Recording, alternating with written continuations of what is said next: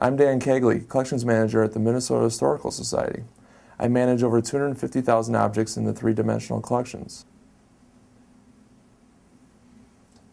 I do everything from accessioning and processing new acquisitions, to taking inventories, to pulling and returning objects for exhibits, loans, and research requests. There's a big, long process that we do that the curators bring things in and they're acquired and they get a deed of gift from the people that they're getting the items from. They're creating these catalog records so we can keep track of them.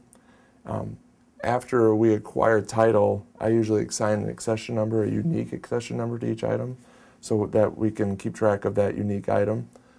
What happens after I do that is I have volunteers or myself, we physically number the thing so that that unique number is actually attached to the item. And then after that, we let those numbers dry, we put them away in storage. These are new acquisitions that just were physically numbered 2 days ago, and they are getting put away today. These are items that are actually all from one of Anne Bancroft's expeditions to the South Pole. I'm in the process of putting all these things away, assigning a location, and then later on I'll do data entry on our database to keep track on our computer where all these things are. See, it all follows the system, but sometimes I have to actually find the spot where an individual item is going to go, and then I end up putting it there.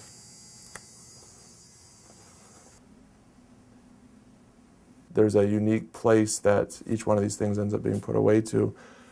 Those are in our system, and every 10 years we do an inventory just to make sure that it's still there. 8851.2 A and B. Okay.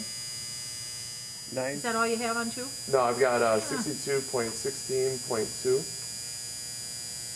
62.16.2. 1986.46.1 A and B.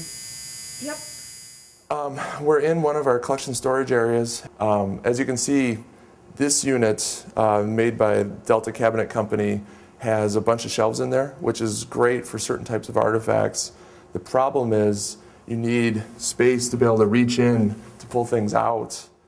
To get more objects within a cabinet like this, I'm going to reconfigure this cabinet.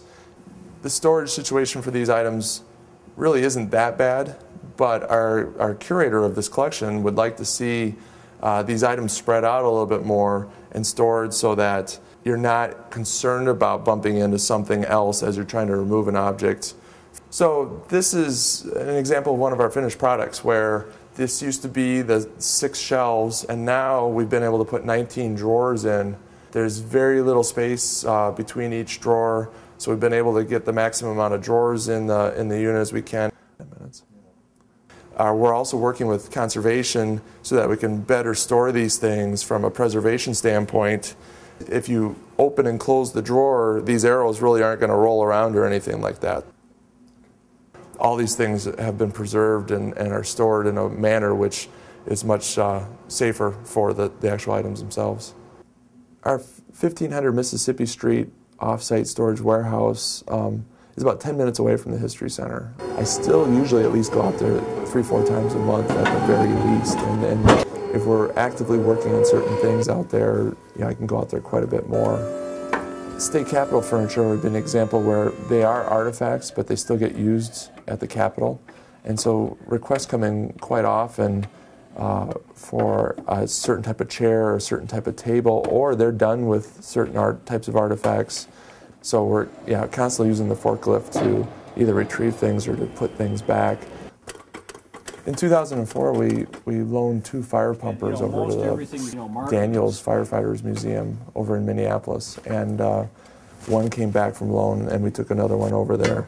Okay. So it's right there. What we're creating a mount for today is the fire pumper that came back.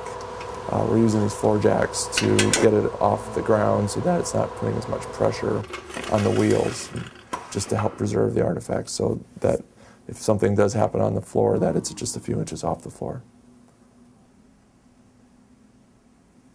We have long-term conservation planning that takes place with the Conservation Department, where we identify things for them to work on. One of our objects conservators, Tom Brown, And I have been working on identifying pieces in storage that either have stickers or tape on them. And then in the case of the furniture, it requires a little bit of effort to move those things down to his lab so that he has a volunteer that comes in to work with him. They remove the tape and the residue, do an overall survey, and then the item will go back into storage. You know, in the case of moving some of these large things, when the contents are partially glass or mirrors, there is a concern that something could happen. So we usually try to be safe rather than sorry.